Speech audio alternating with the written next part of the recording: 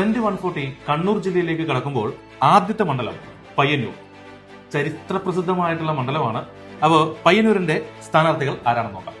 പയ്യന്നൂർ എന്ന് പറയുന്നത് എല്ലാവരും ഉറ്റുനോക്കുന്ന ഒരു മണ്ഡലം കൂടിയാണ്. കാരണം എൽ ഡി എഫിന്റെ ഏറ്റവും ശക്തനായ അവിടുത്തെ സിറ്റിംഗ് എം എൽ എ ആയിട്ടുള്ള ടി എ മധുസൂദനൻ നിർത്തുമ്പോൾ അവിടെ യു ഡി എഫിലേക്ക് വന്നിരിക്കുന്നത് ഒരു മുൻ എൽ ഡി എഫുകാരൻ തന്നെയാണ്, ഒരു കമ്മ്യൂണിസ്റ്റുകാരൻ തന്നെയാണ് വന്നിരിക്കുന്നത്, ഈ കുഞ്ഞികൃഷ്ണൻ.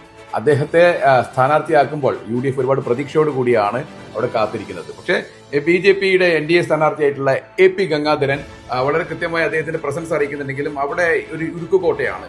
ഏഴിമലയും അതുപോലെ തന്നെ മാടായി കോട്ടയും പോലെ തന്നെ ഒരു ഇടത് കോട്ടയായി കാണുന്ന നാളിതുവരെ ഇടതിനെ സപ്പോർട്ട് ചെയ്തിട്ടുള്ള ഒരു മണ്ഡലമാണ് പയ്യന്നൂർ. ഈ പയ്യന്നൂരിന്റെ ഇടതുകോട്ടയ്ക്ക് ഒരു വിള്ളൽ ഉണ്ടാക്കാൻ പറ്റുമോ എന്നുള്ളതാണ് ആദ്യത്തെ ചോദ്യം. കാരണം എൽ ഡി എഫിലെ തന്നെ മുൻപ് കമ്മ്യൂണിസ്റ്റുകാരനായിരുന്ന ഒരാളും ആ ഒരു പ്രദേശത്ത് വളരെ വ്യക്തിപ്രഭാവമുള്ള ഒരാളും തമ്മിലാണ് ഇപ്പോൾ മത്സരിക്കുന്നത്. ഒന്ന് സിറ്റിംഗ് എം എൽ എ, മറ്റേത് അതേ രീതിയിൽ തന്നെ പാർട്ടിക്ക് വേണ്ടി പ്രവർത്തിച്ച ഒരാൾ കൂടിയാണ് ഇപ്പോൾ മത്സരിക്കുന്നത്. അതിനെങ്ങനെയായിരിക്കും എന്താണ് പ്രേക്ഷകർ അല്ലെങ്കിൽ ജനങ്ങൾ വോട്ടിലൂടെ രേഖപ്പെടുത്തുക എന്നുള്ളത് വലിയൊരു ചോദ്യമായിട്ട് തന്നെ നിൽക്കുകയാണ്.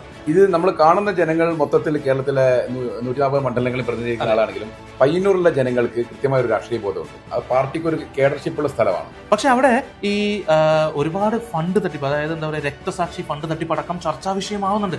ഈ കണക്ക് ഈ പറഞ്ഞ നമ്മുടെ സ്ഥാനാർത്ഥി വി കുഞ്ഞികൃഷ്ണൻ തന്നെ പുറത്തുവിട്ടേണ്ട ഒരു സമയത്തുണ്ടായിരുന്നു. അങ്ങനെ പുറത്തുവിട്ടിട്ടുണ്ടെങ്കിൽ അദ്ദേഹം പുറത്ത് സ്ഥാനാർത്ഥിയാവേണ്ട ആവശ്യമില്ലല്ലോ. അതിൽ തന്നെ കൃത്യമായ ബോധമുണ്ട് എന്തുകൊണ്ടാണ് ഇങ്ങനെ ഒരു ചർച്ച വന്നതെന്നുള്ളത്. അപ്പൊ ഉറപ്പായിട്ടും പക്ഷെ ഈ ഒരു വിള്ളൽ ഉണ്ടാക്കാൻ സാധിക്കുമെന്ന്, അതായത് വോട്ട് ഷെയർ കുറയ്ക്കാൻ സാധിക്കുമെന്നുള്ളതിന് ഈ കണ്ണൂര് പയ്യന്നൂർ പോലുള്ള സ്ഥലങ്ങളിൽ പാർട്ടി ശക്തി കേന്ദ്രങ്ങളിൽ ഈ രക്തസാക്ഷി മണ്ഡലം അതുപോലത്തെ പ്രവർത്തനങ്ങൾ നടത്തുന്നത് വ്യക്തികളല്ല, അതൊരു പ്രസ്ഥാനമാണ്. അപ്പൊ ഇവർക്ക് ഇതിന് കൃത്യമായിട്ടുള്ള ഒരു കേഡർഷിപ്പും അതിനുള്ള കണക്കും കാര്യങ്ങളും ഇന്റേണൽ ഓഡിറ്റിംഗ് കൃത്യമായിട്ടുണ്ട്.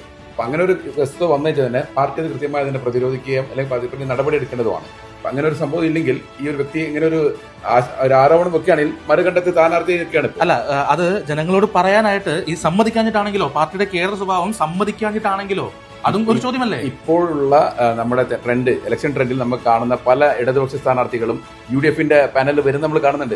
നമ്മൾ കൊല്ലം തൊട്ട് ഇങ്ങോട്ടേക്ക് കാണുന്നുണ്ട്. അത് എൽ ഡി എഫ് മാത്രമല്ല, യു ഡി എഫിൽ നിന്ന് ബി ജെ പിയിലേക്ക് പോകുന്നു, യു ഡി എഫിൽ നിന്ന് എൽ ഡി എഫിലേക്ക് വരുന്നു. ഇതാണ് രാഷ്ട്രീയത്തിന്റെ കളം മാറ്റം ആ സമയത്തിന് മാറുന്നതാണ് രാഷ്ട്രീയം. പക്ഷെ കേരളത്തിൽ ഇത് ഇത്രയും നമ്മൾ കാണാറില്ലായിരുന്നു. അത് കേരളത്തിലും കണ്ടു തുടങ്ങിയിരിക്കുന്നു. പക്ഷെ എന്ത് പറഞ്ഞാലും പയ്യന്നൂര് എൽ ഡി എഫിന്റെ ഉരുക്കുകോട്ട തന്നെയാണ്. ഏകദേശം 40,000-ന് മേലെ വോട്ടായിരുന്നു കഴിഞ്ഞ വർഷത്തെ അല്ലെങ്കിൽ കഴിഞ്ഞ പ്രാവശ്യത്തെ ഭൂരിപക്ഷം ഉണ്ടായിരുന്നത്. ഈ പ്രാവശ്യം പയ്യന്നൂർ ഭാഗത്ത് വരുന്ന ഒരു കാറ്റുണ്ട്. ആ കാറ്റ് എങ്ങോട്ട് വീശുമെന്നുള്ളത് ഈ കുഞ്ഞികൃഷ്ണന്റെ പെർഫോമൻസിൽ അറിയാൻ പറ്റും. അപ്പൊ നമുക്ക് കാത്തിരുന്ന് കാണാം. നിങ്ങളുടെ അഭിപ്രായങ്ങൾ കമന്റിൽ രേഖപ്പെടുത്താം. പയ്യന്നൂർ എന്ത് സംഭവിക്കുന്നു നിങ്ങൾ അറിയിക്കുക.